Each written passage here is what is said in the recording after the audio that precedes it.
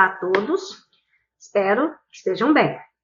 Intestino delgado, nossa aula número 4, também vai ser a aula com maior número de slides. Ela é uma aula um pouco mais longa, e isso se deve a dois motivos. O primeiro é que, de fato, o intestino delgado ele tem muitas peculiaridades e acaba, assim, necessitando que a gente tenha aí, não digo uma atenção especial, não é isso, mas a necessidade de dar algumas informações mais detalhadas, né? A segunda razão é porque, de fato, esse é o órgão que nós, né, eu, enquanto pesquisadora, sempre trabalhei muito mais com o intestino delgado do que com outros órgãos, né? Hoje o fígado está chegando muito próximo a isso, mas sempre foi o meu foco maior, né?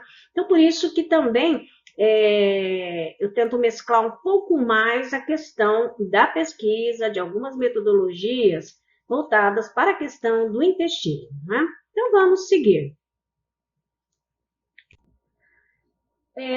Na microscopia eletrônica de varredura, como vista aqui, nós temos, então, novamente, a nossa noção de uma estrutura tubular, não é?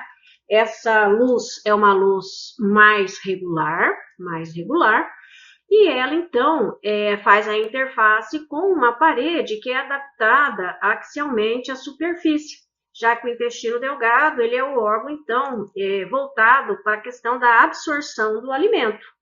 Então, essa superfície absortiva, ela já é contemplada quando você tem um intestino longo, quando você tem a presença dessas evaginações aqui, que eu estou apontando, né, que são as nossas vilosidades intestinais.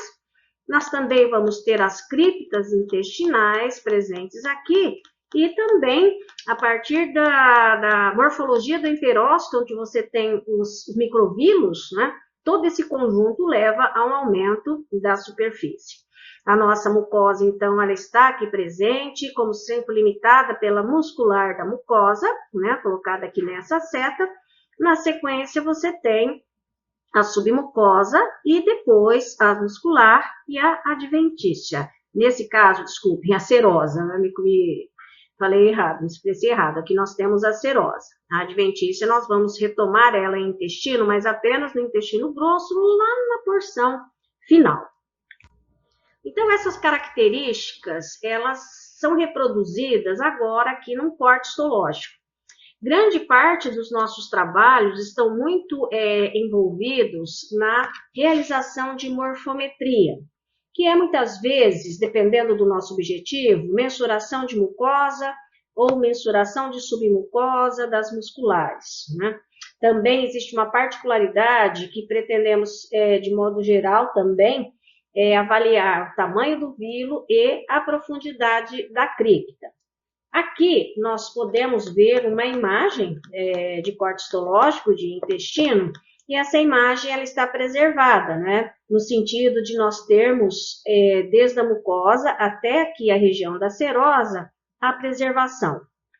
Então, a preservação desse material, ele é um dos grandes desafios que nós temos na questão do intestino. Por isso que a coleta, ela deve ser feita de uma forma muito cuidadosa, preferencialmente pessoas que já têm experiência ou que vão ganhar a experiência.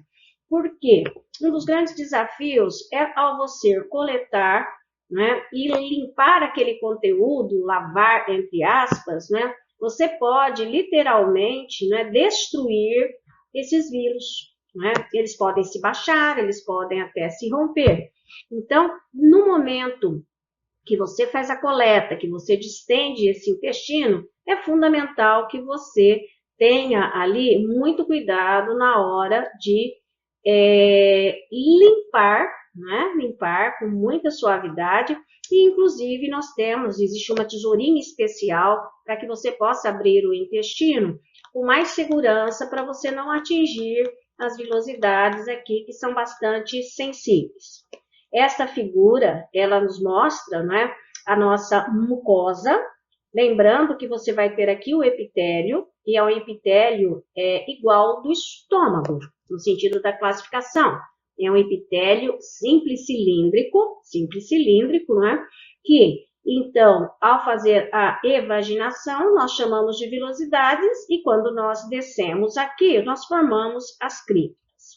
Esse termo cripta intestinal, ele poderia ser substituído por glândula intestinal, e pode ser substituído, né? Apesar de que a palavra cripta, ela está meio consolidada, né? Até para considerar essa profundidade. Intercalamos aqui a lâmina própria, que vai dar essa sustentação ao nosso vilo, vai acomodar também ao longo das nossas criptas e segue até a muscular da mucosa. Uma das grandes características que nós temos é o fato de, ao estudar a mucosa do intestino delgado, haver uma grande preocupação em estudarmos as células que pertencem ao epitélio intestinal, já que nós temos naturalmente o enterócito, também chamado de, né, a célula absortiva era um nome mais inicial, aqui inclusive estamos com célula absortiva, e as células caliciformes. Percebam que aqui, esse autor, ele coloca da seguinte forma: epitélio do vilo e epitélio da cripta. E é importante que a gente tenha esse olhar, mas não pode ser um olhar tão estanque e que de repente diga assim, não, no vilo nós só vamos ter absortivas e células caliciformes. Nós temos a presença de algumas células enterendócrinas que podem estar no vilo, sim. Muitas vezes no terço mais médio ou final, mas a rigidez aqui não é necessária. De qualquer forma, quando nós pensamos no epitélio do vilo, essa estrutura que nós temos aqui, também essa que temos aqui, podemos ver então que de fato as predominantes são as células absortivas, intercaladas com as células caliciformes produtoras de muco, né? Então, elas predominam, principalmente, eu estou considerando aqui essa região da ponta. À medida que nós estamos descendo agora e considerando a cripta, além dos enterócitos, nós vamos ter as células-fonte, marcadas aqui pela presença de mitose, temos a representação de células enterendócrinas, temos representação das células, né, de Panet, que estão presentes aqui, né, e aqui não acaba aqui, isso que eu quero dizer. Nós temos outras células no nosso epitélio intestinal, algumas até com função mais definida, outras não, mas ao longo da aula a gente vai estar conversando sobre isso. Então, percebam essas diferenças, e para essa figura e para essa figura, muitas vezes a diferença na nomenclatura, mas que de fato é plausível de entendimento, né? Células de Panet estão nas duas, células enterocromafins correspondem às células enteroendócrinas, né? As globeticels são as nossas células caliciformes, as células indiferenciadas, né? São essas nossas células tronco que vão se diferenciando e migrando ao longo, né? Até que chegue na ponta aqui, ó, perceba, essas células estão sendo eliminadas, né? Por extrusão. É possível também aproveitar essas imagens para ver a lâmina própria nos dois, né? Nas duas regiões aqui e também nesses slides, né? Essa lâmina própria, nós já conversamos sobre ela desde o esôfago, né? Então, essa ideia de tecido conjuntivo, né? Um tecido conjuntivo que é mais para frouxo e moderadamente denso, ele é bastante permeado, e olhem bem aqui, pela presença, né, de vasos sanguíneos. Então, vasos sanguíneos, vasos linfáticos estão presentes aqui ao longo dessas nossas estruturas. Assim como a presença de fibras musculares lisas, elas estão aqui na muscular da mucosa, apesar dessa imagem não mostrar, elas também permeiam aqui. Então, você vai encontrar células musculares lisas aqui, né? E muitos tipos celulares. Esses tipos celulares bastante envolvidos com defesa, como plasmócitos, linfócitos e eosinófilos. Então, essa aqui é uma visão geral, e essa agora é uma visão da mucosa intestinal a partir da coloração com HE. Então, com a coloração com HE, essa imagem eu a trago porque ela tem uma mucosa preservada. A mucosa está preservada. Lembrando que mucosa é epitélio, lâmina própria e muscular da mucosa. Então, nós vemos aqui que a ponta dos vilos, por exemplo, ela está íntegra. Houve uma boa coleta. Podemos ver também que a orientação desses vilos, eles estão aqui no sentido longitudinal. As criptas, né, consideradas aqui, olhem bem, né, parte delas no sentido longitudinal, que permite também você avaliar, né, o termo que nós usamos é profundidade da cripta, outras já aparecem no transversal, nesse caso, não mais apropriada para fazer morfometria. Algo que chama atenção nessa imagem é a grande quantidade de células do sistema imune, porque essa basofilia tão evidente aqui nos mostra que a lâmina própria, dentro do vilo e fora do vilo, né, ela apresenta muitas células do sistema imune, principalmente aqui linfócitos. Então, é importante sempre nós pensarmos na preservação, e isso vai acontecer durante o momento da coleta, né? Percebemos aqui também, ó, a muscular da mucosa. Bem, a partir de agora, nós começamos a falar um pouquinho mais das células, né? Vamos fazer uma abordagem célula a célula. Vejam que aqui, esta é o nosso enterócito, célula absortiva. Essa preparação, ela é bastante interessante, que ela nos mostra, assim, esses núcleos cilíndricos, né, esses núcleos bem altos, mostra também que existe uma diferença, não é, nos tons, porque isso é uma imagem com HE. Percebemos que bem próximo ao núcleo, nessa região supranuclear, parece haver uma área mais clara, que depois fica mais densa e que depois fica mais clara novamente, né? Podemos, então, pensar que deve haver uma polaridade, uma organização dos nossos enterócitos no sentido da disposição das organelas. E, de fato, essas organelas, essa região mais clara aqui, ela é tida como a região onde você concentra o complexo de Golgi. Aqui, acima, né, nós temos uma marcação, uma borda, né, onde nós sabemos, mas não estamos vendo, que essa borda é constituída por microvilos. E esses microvilos, né, até calculado aqui, geralmente a 3.000 microvilos por enterócito, sim, eles estão adequados para aumentar a nossa superfície. Além dos microvilos, vocês percebem que nós temos mais um material retido aqui. Esse material são os resíduos de açúcar, é o material que compõe o chamado glicocálix. Então, quando nós coramos, esta borda, ela de fato é o conjunto desse material. Inclusive de enzimas que estão aqui nessa borda, né, que estão ligadas, que estão relatadas aqui embaixo.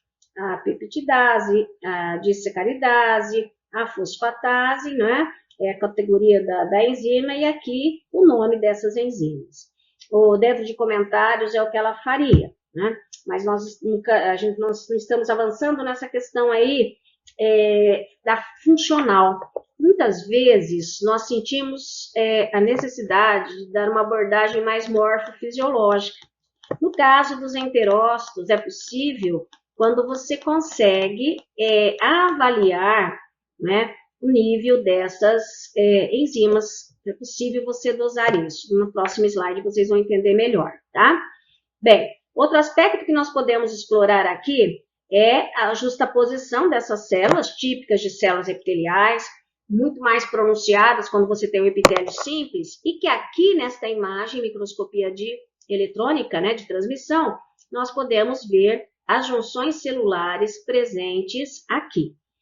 Essa imagem também traz uma célula caliciforme, que é o segundo tipo mais frequente que nós temos no nosso epitélio intestinal, presente nos vilos e presente nas criptas, né?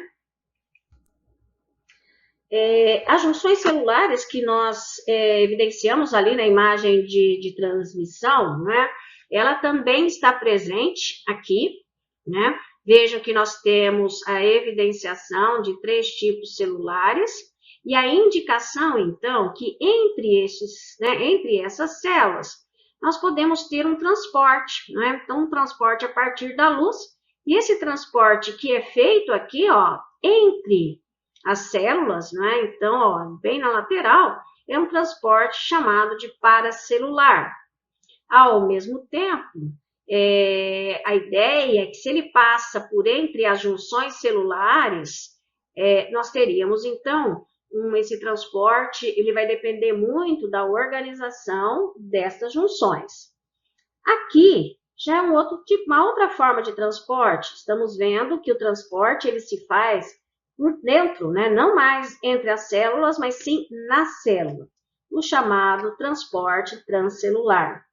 Vocês devem se recordar que as junções celulares, elas são elementos muito importantes para manter a integridade do nosso epitélio.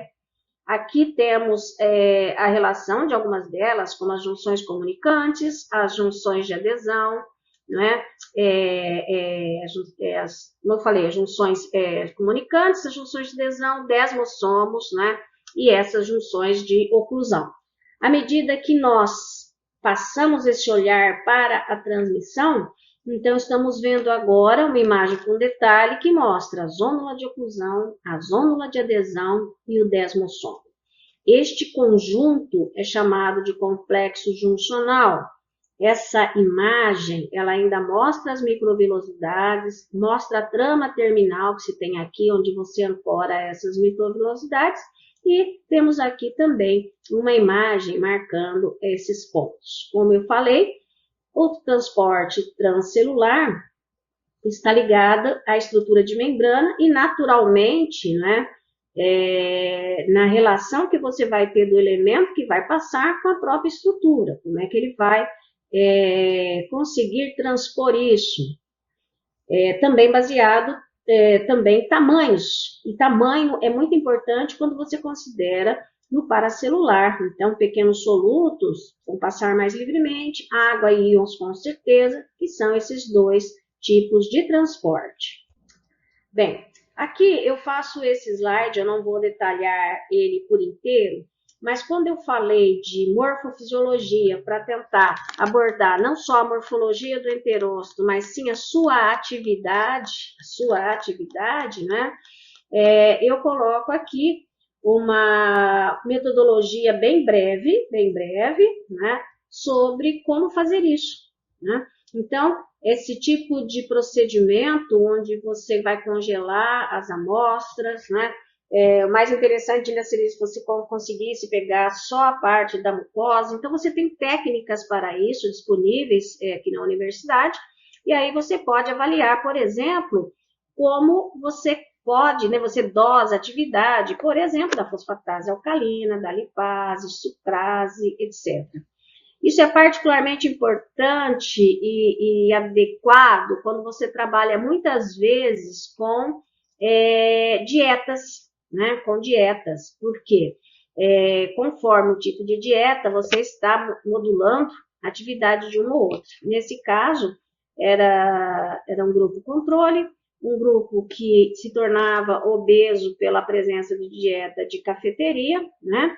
Também nós temos aqui o grupo treinado, né, controle, e o treinado cafeteria. Nós não vamos entrar nesses detalhes, né, mas apenas para vocês terem esse material. Aqui foi o jejum, aqui foi mucosa, né? Então, aqui o animal foi rato e aqui frango de corte, né?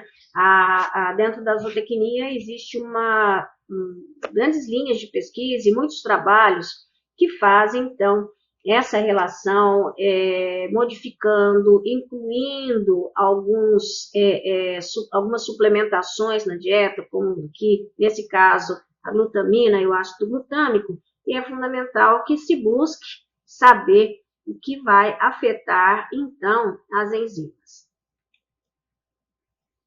Ok? Nesse caso, eu coloco a conclusão dos autores. Bem, em termos de microscopia eletrônica, nós já exploramos um pouco, exploramos na realidade mais essa parte, né, inicial, Mas sim, o nosso enterócito é uma célula que tem características de uma célula produtora de proteínas, já que ele está produzindo essas enzimas, né? O que vai envolver a presença de muitos ribossomas, retículo endoplasmático rugoso, complexo de Golgi, que geralmente fica acima, né? E, eventualmente, a presença, que não está aparecendo aqui, algumas vesículas, à medida que nós estamos liberando. Mas é uma célula de muita atividade, e essa atividade, ela é expressa também na presença de um núcleo claro e um nucleolo bastante evidente. Alguns trabalhos, alguns pesquisadores também avaliam, né, a altura do núcleo dentro desses enterócitos, né? Então, se existem vários parâmetros analisados, certo? Aqui só mostra um recorte, né, da microvilosidade com as estruturas aqui sendo formadas, né? E do lado já uma célula caliciforme.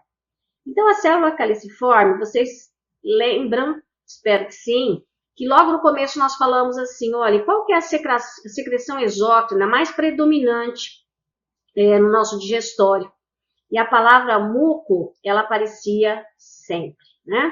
No caso do epitélio intestinal, no caso do nosso intestino delgado, a célula caliciforme, então, ela está presente com a sua característica morfológica bem distinta, presença de retículo nas laterais, na região basal, Golgi colocado supranuclear e aqui esse aglomerado, então, de vesículas secretoras, que no caso do HE vão aparecer vazias por não ter afinidade do corante com o material. E geralmente nós usamos reação histoquímica para fazer essa evidenciação. É isso, né? Então, observem aqui que esta é uma imagem agora de vilosidades intestinais, isto é o epitélio, isto é a lâmina própria. Podemos aqui, inclusive, chama a atenção da fibra muscular, lisa, né, que está subindo nesse vilo, e aqui a presença das caliciformes, né? A contagem de células caliciformes, que é algo muito importante quando a gente considera estudo de barreira, associação microbiota, tudo isso, ele deve ser feito com histoquímica, né? Claro que você poderia também fazer uma imunohistoquímica, até porque é possível detectar tipos diferentes de mucina, como está colocado aqui, localizações outras, né? E esse trabalho aqui era de 2021, que identifica, na realidade, cerca de 21 tipos de mucinas, né? E é possível saber qual mucina ela é mais expressa em determinados órgãos. Então, o que se coloca dentro da literatura é que a mucina mais predominante, no caso, é a mucina 2. Aqui nós temos, né, a evidenciação também desse produto marcado como esse. Esta é uma reação histoquímica. Aqui é uma reação imunohistoquímica. Né? Coloco aqui, ó, a marcação, né, que é feita, né, para a mucina 2, né? É uma detecção, faz uma imunoperoxidase, né, fixada em formalina e, inclusive, trabalhada, né, da inclusão com a parafina. Então, é importante vocês saberem que nós temos outros recursos, né? Nos nossos laboratórios, e quando falo nos nossos, estou me referindo aqui no DCM, né? Nós trabalhamos basicamente com as células caliciformes, coradas com ácido, coradas não, que reagem com ácido periódico de Schiff, o PAS, como colocado aqui, que vai detectar a presença de mucinas neutras, né? Então, essa divisão de mucinas neutras e mucinas ácidas também é bastante interessante, né? Cerca de 80% nós temos de chamadas mucinas neutras, por isso que quando você cora em PAS e compara com a expressão das mucinas coradas, que reagem agora com o Alcian Blue, a gente tem sempre uma diferença, né? E essa busca, essa relação, principalmente quando você considera dieta, um suplemento alimentar, ou às vezes até numa condição patológica, não é? Você acaba avaliando mucinas ácidas com pHs distintos e também as mucinas neutras. Então, a atribuição que se faz de uma forma mais ligeira é isso: proteção e lubrificação, auxílio na digestão, para as que são marcadas aqui com o PAS, com essa tonalidade magenta. E a B, né, a Ocean Blue, para proteção contra agentes patogênicos. Então, aqui é de um trabalho que coloca animais obesos, né, e que também utilizaram a farinha de chia, né, então foi administrada a farinha de chia para eles, para avaliar a questão do muco. Naturalmente, que você não consegue falar que produz mais muco, produz menos muco, mas as células, né, a densidade dessas células, ou o índice, veja como é que você vai fazer. Isso aliado também ao tamanho de vírus ou criptas, isso nos dá várias respostas, né? Coloco aqui também uma informação, sempre buscando algumas já resultados: jejum ou alterações de dieta podem ocasionar redução da camada protetora de muco.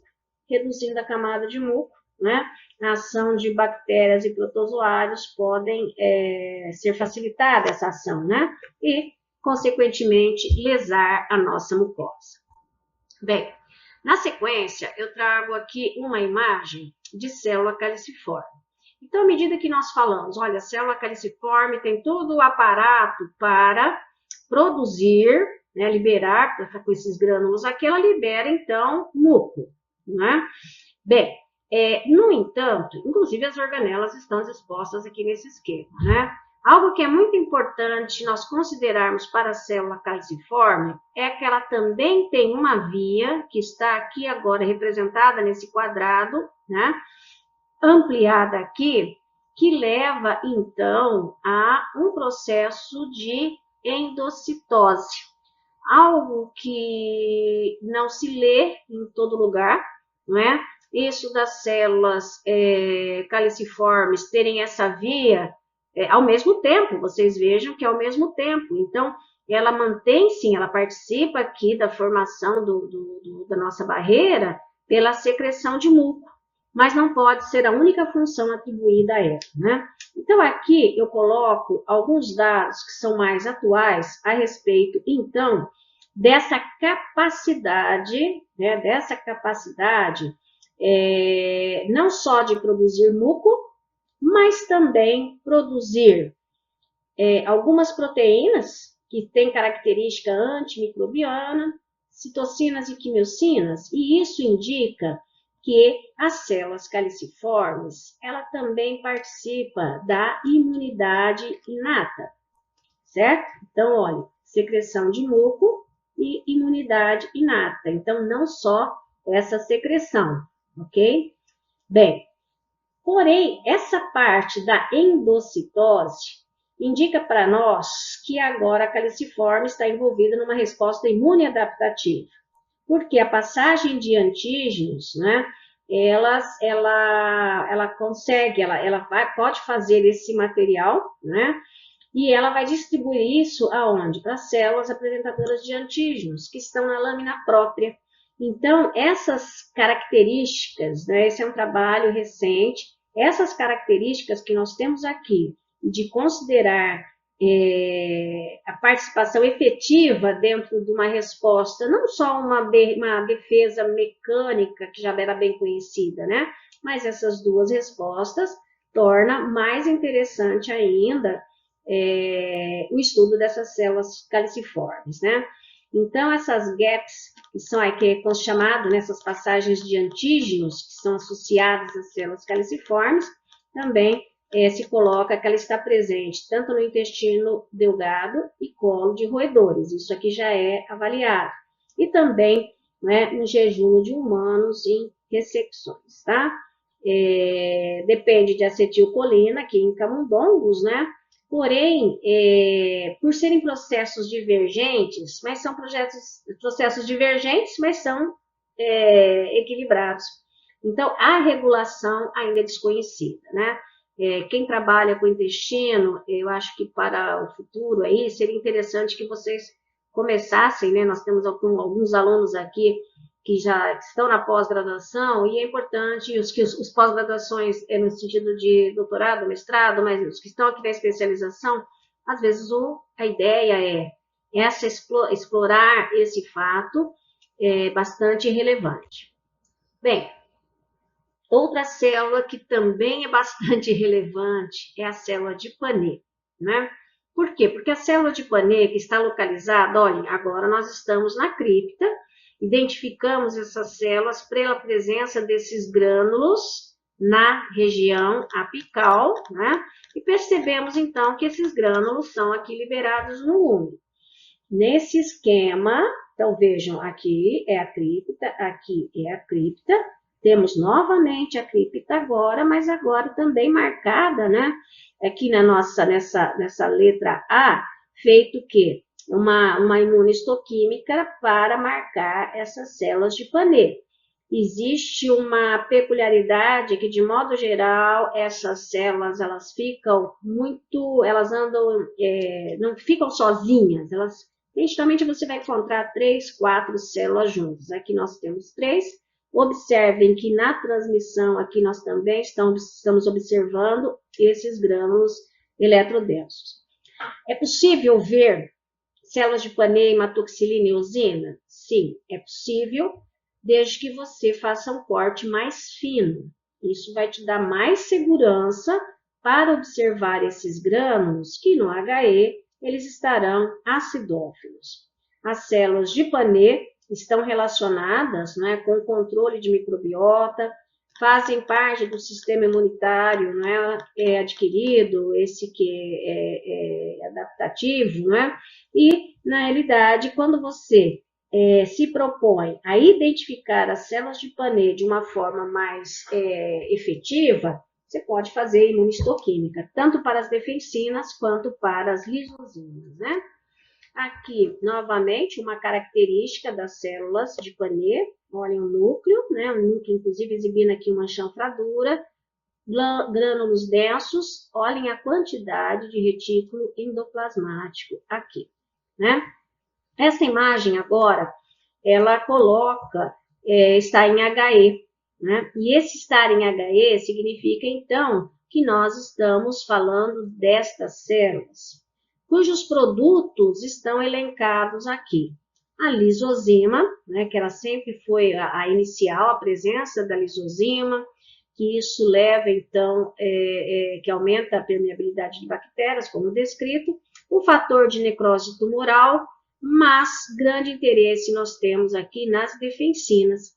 Então, as defensinas, também chamadas de criptidinas, né, elas acabam sendo aí uma secreção de muita importância no sentido de realizar a defesa e interagir com a microbiota.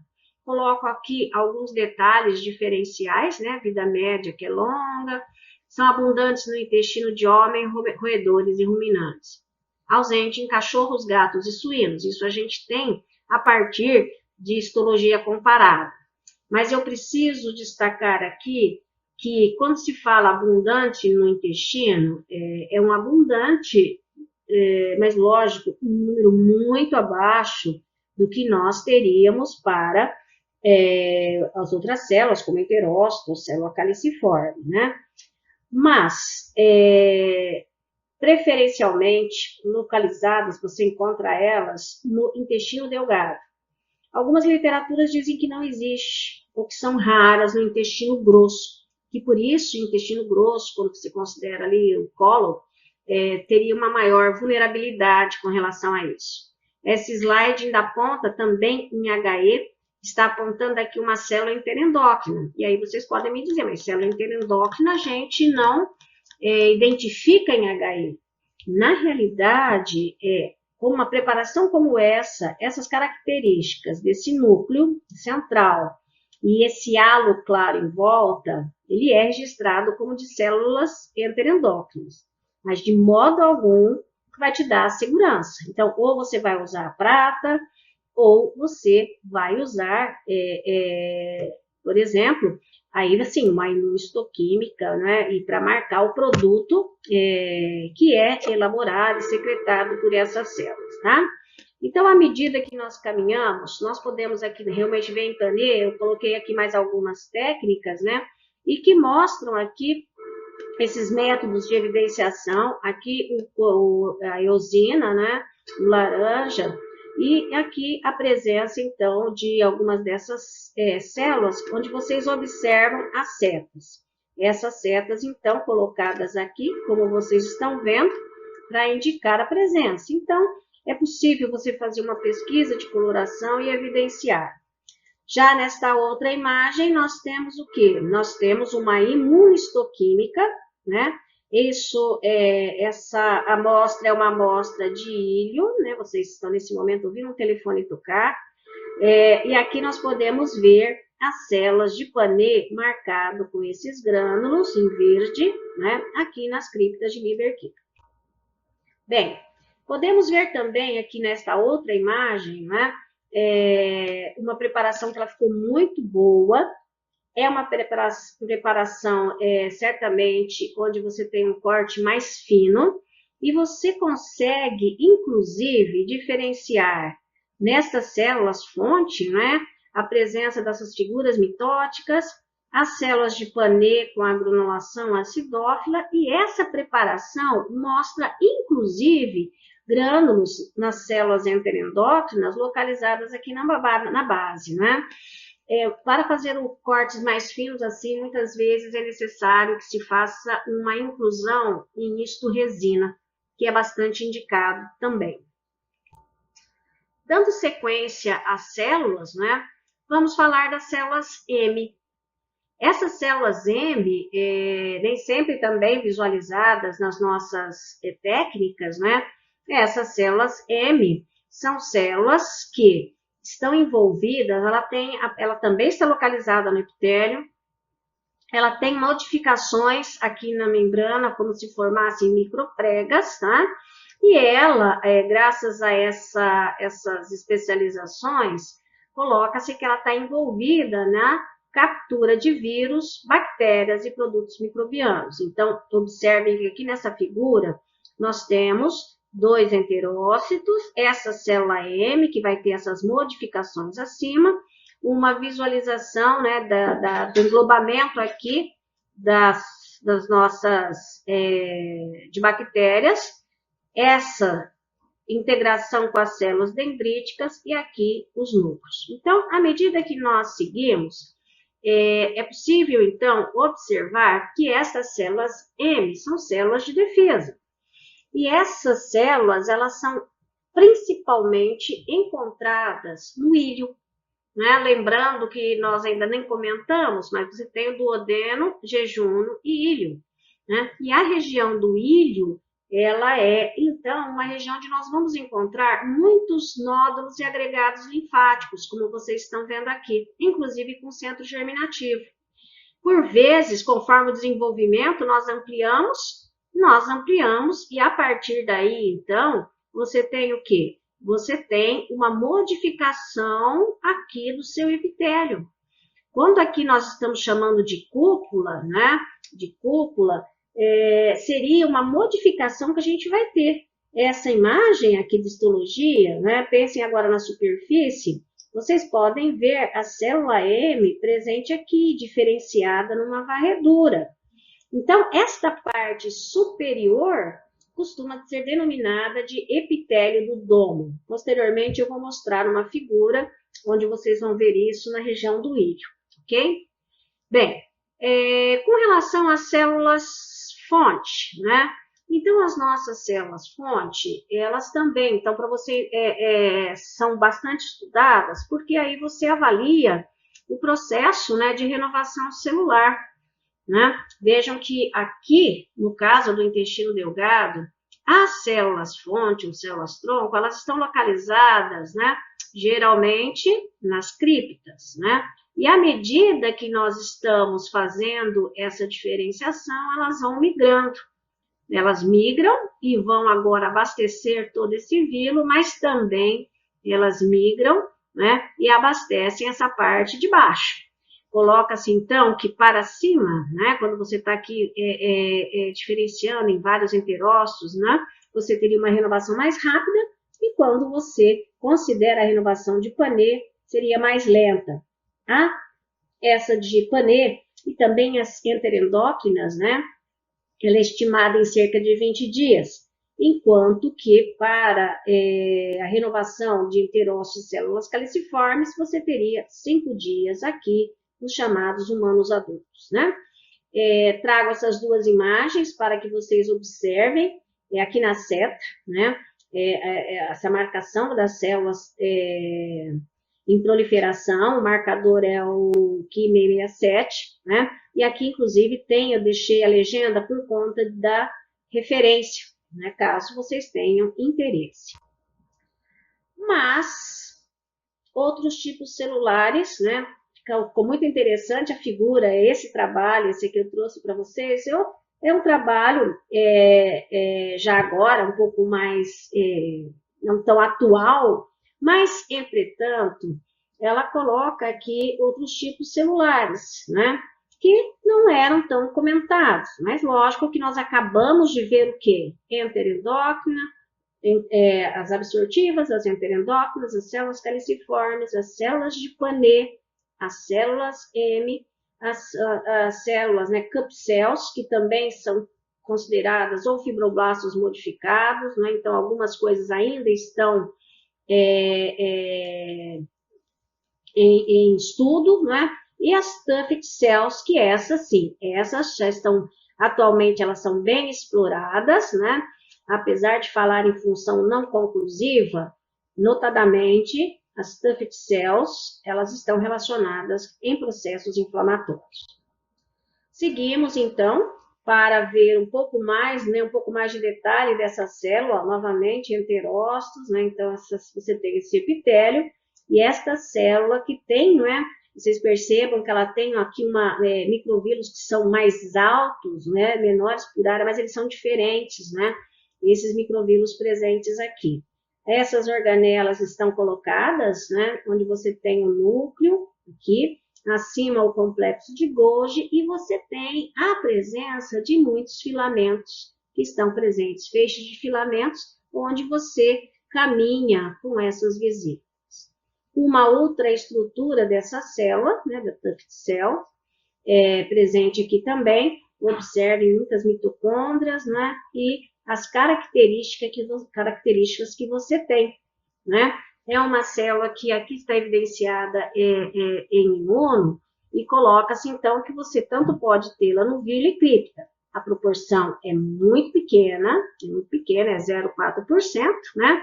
As características morfológicas, então, eu destaquei aqui, esqueci de comentar dessas projeções laterais aqui, ó, que comunicam uma célula com outra, então ela tem uma comunicação, e considera-se, então, que ela detém um papel imunológico frente a infecções parasitárias, tá?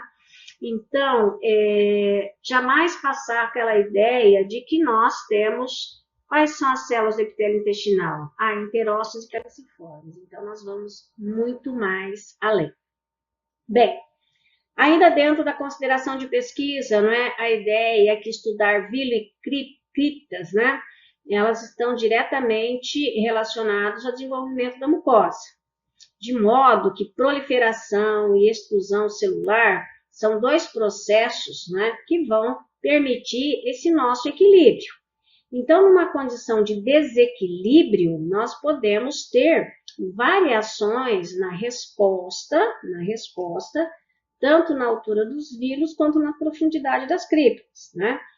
O jejum foi destacado aqui, muitos trabalhos que fazem jejum prolongado, ou que fazem que restrição proteica, né, tem uma influência muito significativa na redução na altura dos vírus.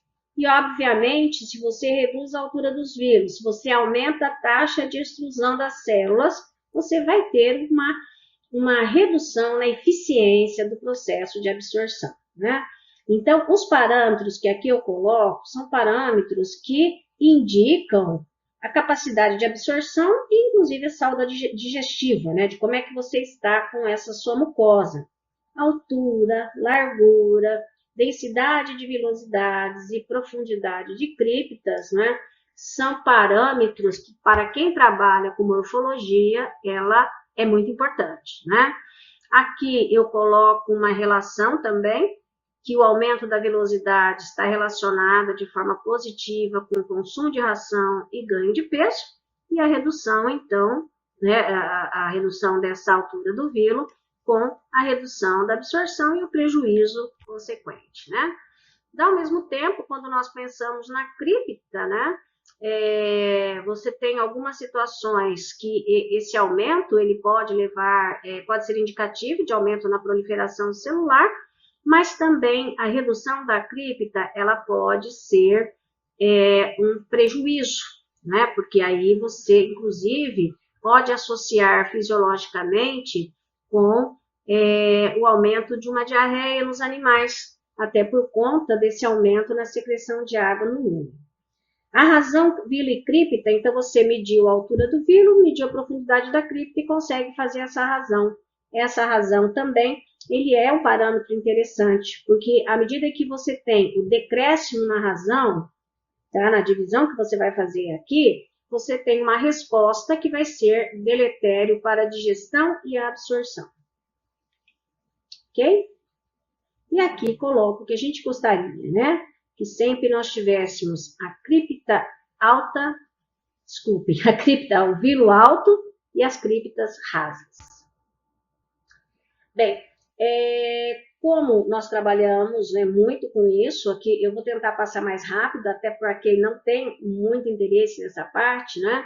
Mas essa capacidade de absorção, essas características, elas, então, levam a que vários tratamentos eles são feitos no sentido de estimular, ou estimular o crescimento, ou estimular, eventualmente, um reparo da mucosa intestinal, né? Aqui eu coloquei os elementos que são muito constantes dentro dos trabalhos, como a glutamina, ácidos graxos, probióticos e prebióticos, né? Cada um aqui com os seus efeitos. E, de fato, muitos grupos experimentais lidam com isso. Quer dizer, qual é a resposta, por exemplo, diante da glutamina? Então, se você coloca isso, né, em termos de pesquisa, você vai encontrar muita coisa. Existe também uma tendência, como eu coloquei aqui nos artigos, da figura que você coloca, como você vai medir vilo, vai medir cripta, muitas vezes você vai avaliar a largura, que, de modo geral, hoje, se pede, né, um esquema que mostra como você fez, tá? Como é que você considerou essa altura de vilo, esse tipo de material. Isso é muito significativo, tá? Aqui, para vocês perceberem, né, uma situação de lesão que nós tivemos, de lesão na mucosa intestinal, aqui é uma condição normal, eu tenho o vilo com a lâmina própria, o material, e tenho as nossas criptas, né? E a partir daí, então, considera-se aqui nesse trabalho que nós teríamos o quê? Uma mucosa normal. E quando temos uma doença celíaca, né? Então, aquela intolerância ao glúten, observem a característica, né? Então, podemos dizer que essa mucosa é plana, né? O contingente de lâmina própria, ele é muito significativo, então, ou seja, nós estamos perdendo a capacidade de absorção, ok? Bom, a absorção, a defesa, né? Transporte, tudo isso, a gente já explorou entre as células, né? Mas é muito importante nós pensarmos nas células que estão na lâmina própria, né? Aqui nós temos uma visão da lâmina própria, acho que foi o segundo slide que eu passei para você, já tinham esses elementos, eu estou repetindo aqui, ó, fibroblastos, fibrócitos, plasmócitos, tal. Se vocês, de repente, não lembrarem da morfologia dessas células, aqui eu tenho algumas apontadas, tá? Como o eosinófilo, né? Os plasmócitos, as células musculares lisas, o linfócito, vejam a aula de tecido conjuntivo, né? Revejam essa aula de tecido conjuntivo. E aqui eu coloco os telócitos, né? Que muitas vezes ele não é relatado, porque, de fato, ele foi identificado, né? 2012 é um passado muito recente. Então, os telócitos que estão presentes aí na lâmina própria, né? Nós não temos tantos trabalhos sobre eles, né? Mas o que indica que a gente tem aqui uma função, vejam, o telócito é essa célula aqui, que ela emite um prolongamento, né? Como se fosse um pé, né? Um pé que vai ligar, que vai abraçar, por exemplo, tipos diferentes de célula que estão aqui. Isso aqui vai ser fibra nervosa, né? Você tem nervos aqui, e aqui você tem, no caso, você tem plasmócitos, né?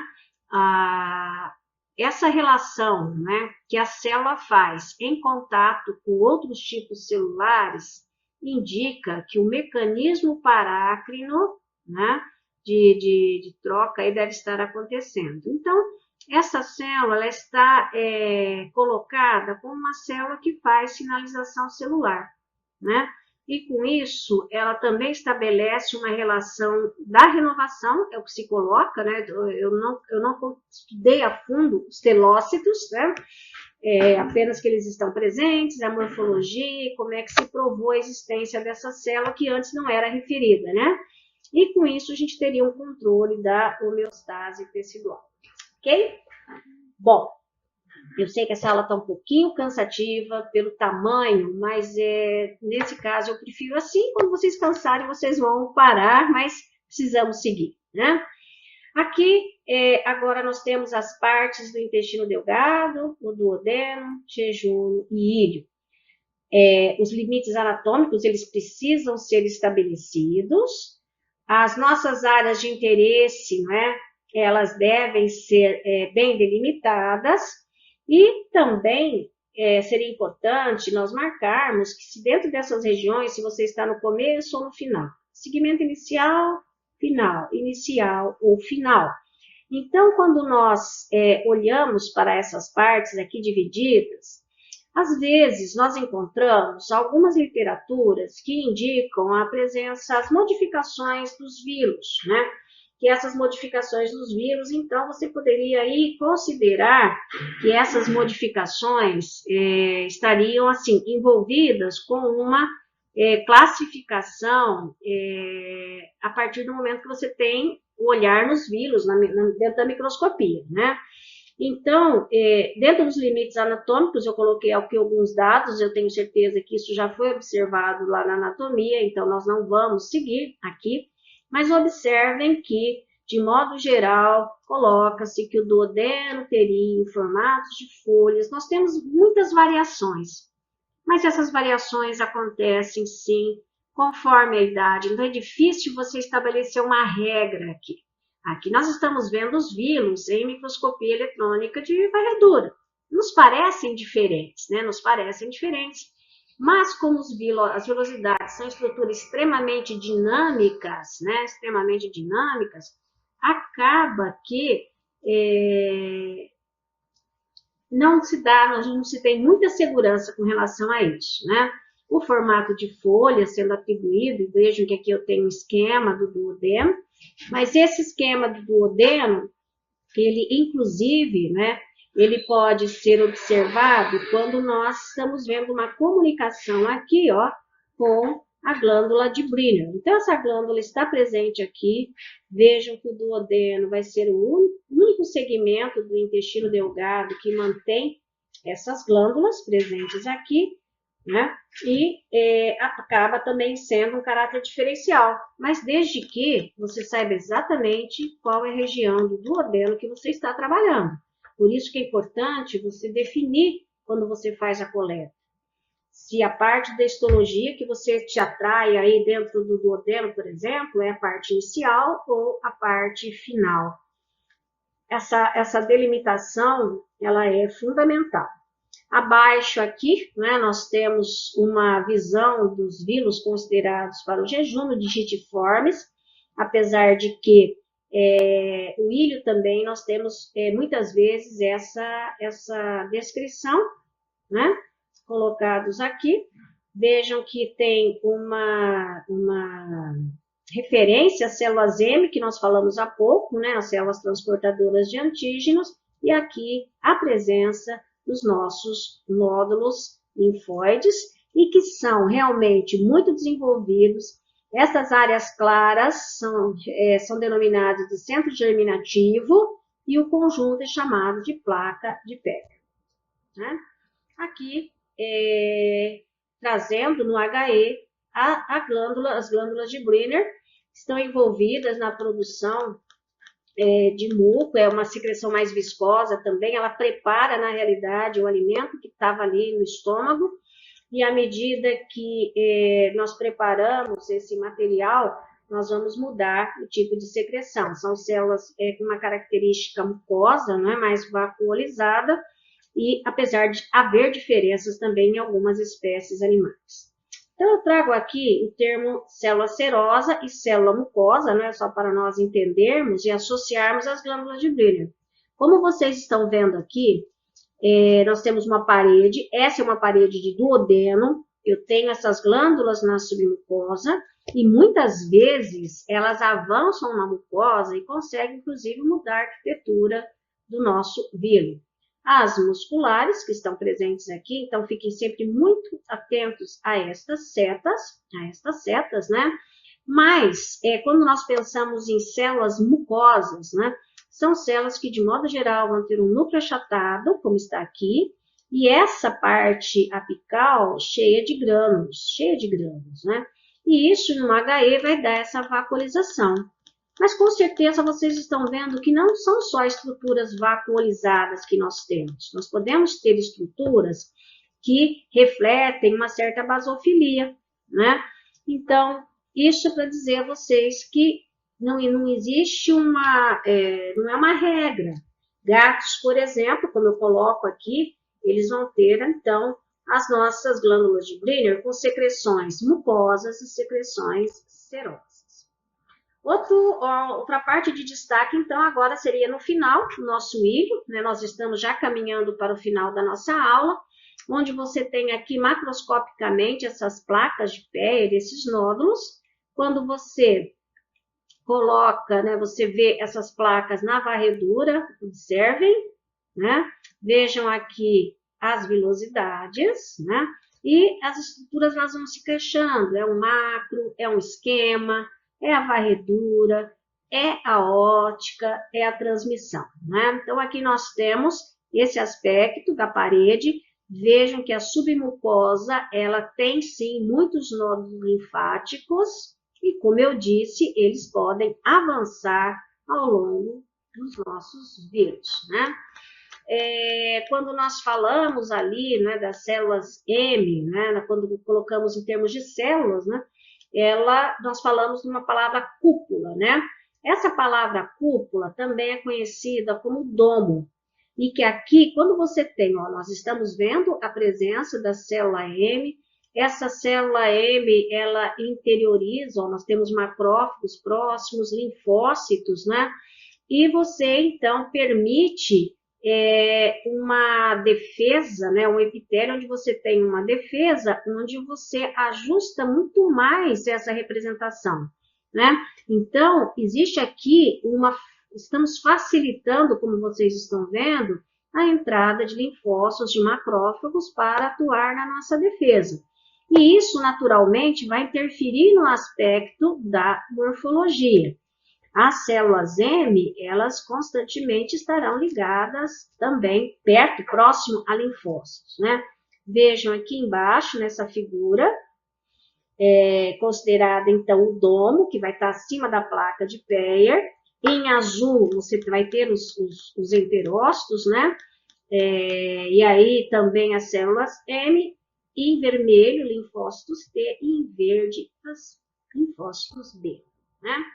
Estou fechando e coloco agora esse quadro, que eu acho muito importante, Esse quadro, ele vai ser visto assim como uma parte muito interessante do sistema imune, numa referência que eu vou deixar na última aula, na aula de intestino grosso, última aula do tubo, né? Depois temos as glândulas.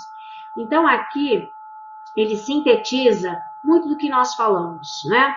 O que seria a nossa barreira epitelial, a questão dos folículos linfóides, nodos linfóticos isolados, formação de placas de Peyer, tecido linfóide difuso, os linfonodos, com a população e os arranjos que nós temos aqui.